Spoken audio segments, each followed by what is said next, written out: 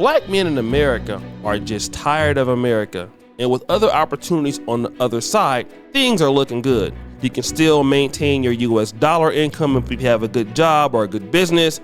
Plus, the cost of living on the other side is low. Food is cheaper, you have women that could be a little bit more agreeable, and life is just good. You know, there's none of the hustle and bustle of everyday life you deal with in America, but when you move to a different place outside of the country, life can be more enjoyable. But stop the show. On the other hand, things can be a lot worse. Fast forward, Dima! You see, because when you're an American and people know you're an American, it's not always peaches and cream.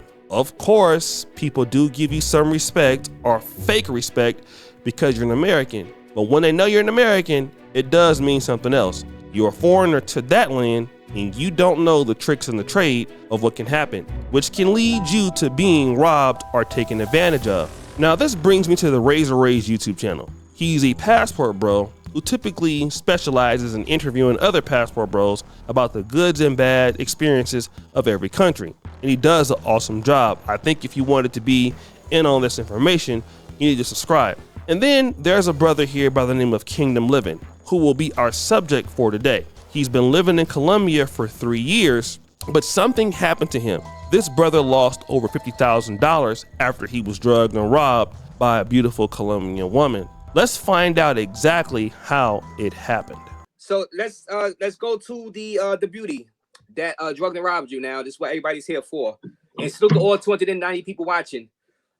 How did you meet the girl? And how did you end up getting robbed? So typical story. Met her online. Wait a minute. Tinder, was it Tinder? Yes. Did you see the U.S. State Department warning about dating apps out there? Man, I've been seeing warnings for 3 years. Oh man. And it finally caught up with you. All right, okay. So you was good for 3 years until you wasn't okay. All right, go ahead. So he met her on a dating app, Tinder, right? Yeah. Okay, go ahead. All right, go ahead. So, go on. We're talking for a couple weeks, chit-chatting back and forth. Because, I live here in the normal life and I look for relationships with normal people.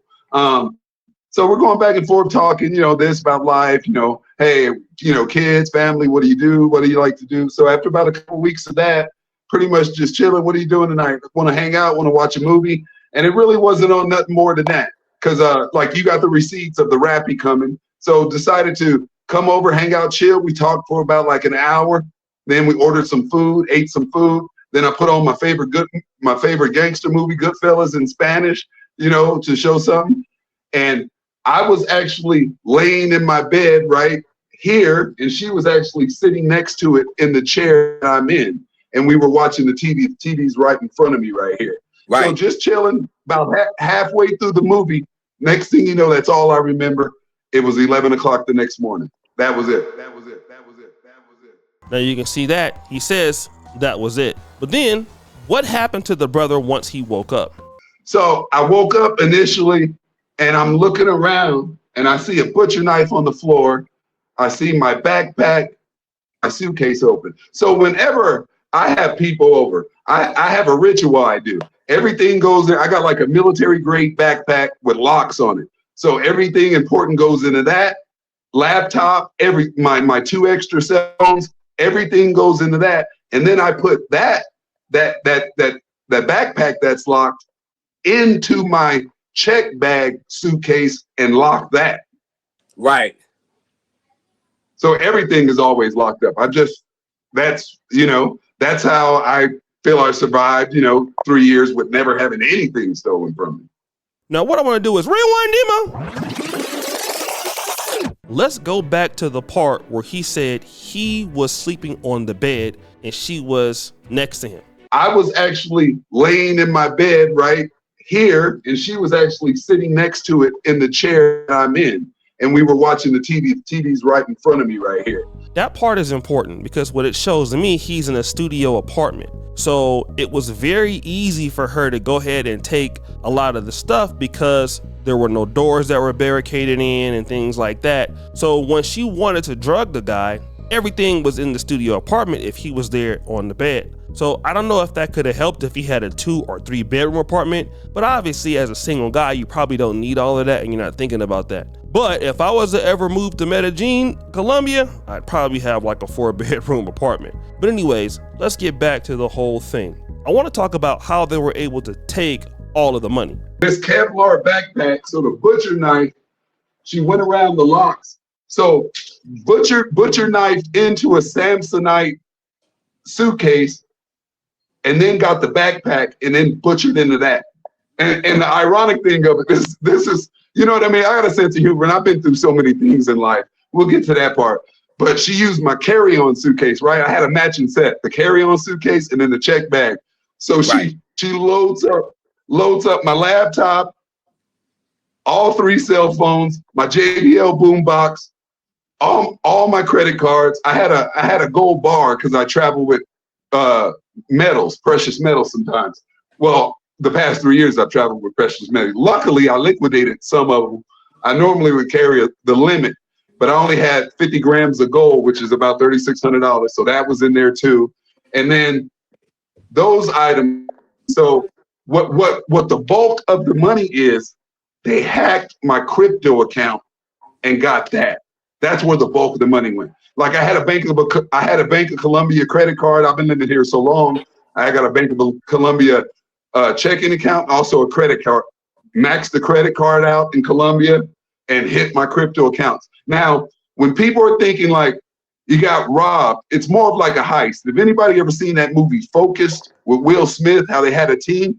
So yes. within a matter of 2 hours, like my Colombian credit card is being charged at a casino for cash. People are shopping. People are getting gas. My crypto accounts are getting liquidated. People are inside PayPaling themselves out. They're in my checking account, Zellying money. Colombia doesn't even have Zelly. Right. So it was a combination between U.S. bank account, Coinbase crypto account, some gold I had, 24 karat gold, electronics, and that was the sum of it. So about cash, I never keep a lot of cash. I only had about 700,000 pesos, which is, $160. Right. 170 bucks. I never keep a lot of cash on. So right. when people are writing in the comments saying 50 grand cash, who would have that? No, it was more of a hack. And you can tell how the entire thing took place within like 2 hours. There's a team of people working on it. When a person comes back with the bag, like on that movie Focus, they're handing credit cards to certain people. They're handing this to certain people. Certain people are hacking laptops. Certain people are hacking cell phones. It was an orchestrated event like that. So when people hear these stories, I want you to know it's just not like a robbery and then you get like this and who had 50 grand cash on you. No, it's an electronic cyber-based crime like that, a syndicate. Now, this sounds very similar to the story of Dr. Travel. I talked about this video before. His video was called I Was Drugged and Robbed in Medellin, Colombia, and he said this. Then back at my hostel, I checked my emails on my laptop and I saw that they basically stole everything from me. Since they had the access of my Face ID through my phone, they were able to see all my login data of my internet accounts, so my bank account and also my saving accounts. I'm a member of some crypto exchanges. These were my savings and they stole everything. I can show you the emails, I'm not lying. So what you see here is that they first changed the password of my Apple ID, then deactivated the tracking function of my phone, and then also the connected bank to my PayPal account. They started to send money over to their PayPal accounts, and then they went through my crypto exchanges like Binance, Bitpanda and Coinbase, and they sent over all the different kinds of cryptocurrencies I had. At Bitpanda they also sold my cryptocurrencies and sent all the money to their own crypto wallets, and the damage in total is about 15,000 euros. Now, Life with David talked about the same thing. He's like an American living in Colombia. This is what he said. It's a business, and it's a very profitable business here in Medellin, scamming foreign guys, females scamming foreign guys here in Colombia, and Medellin especially. And it's not just females. It's not just the females doing this. These are groups. These are what they call bandillas, right? Local gangs up in the neighborhoods that, these are organized groups that are doing this, sending out the females, finding the females, and when those females like trap those guys, they have 1 or 2 guys in the groups waiting for them to help them out if they need help. It's an organized effort.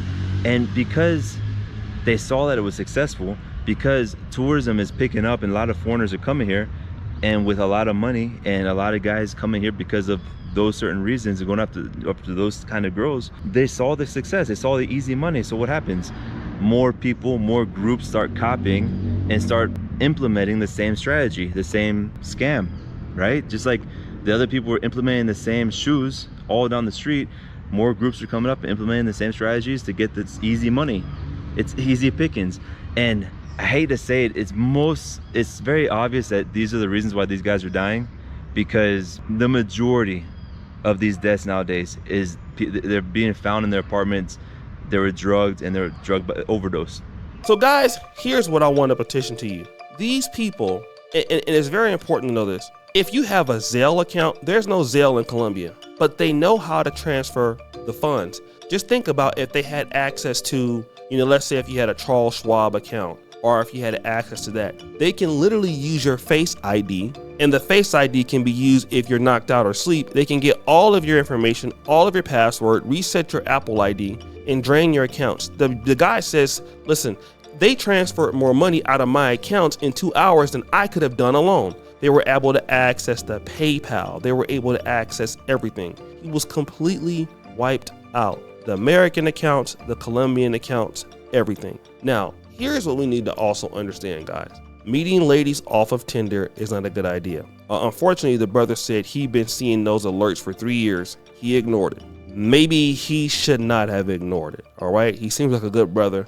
His channel is called Kingdom Living. He really focuses on, I believe, like a lot of spiritual and religious content. So go check him out again. But it's unfortunate it happens to a good brother like that. $50,000 gone, and there's probably no way of getting that money back. Please, black men, be careful. Be careful. Be careful. So guys, what do you think? It's your boy Shady Jackson back at it again with an episode of The Celebrity Junk. Pretty sure you just heard the bell. We're out.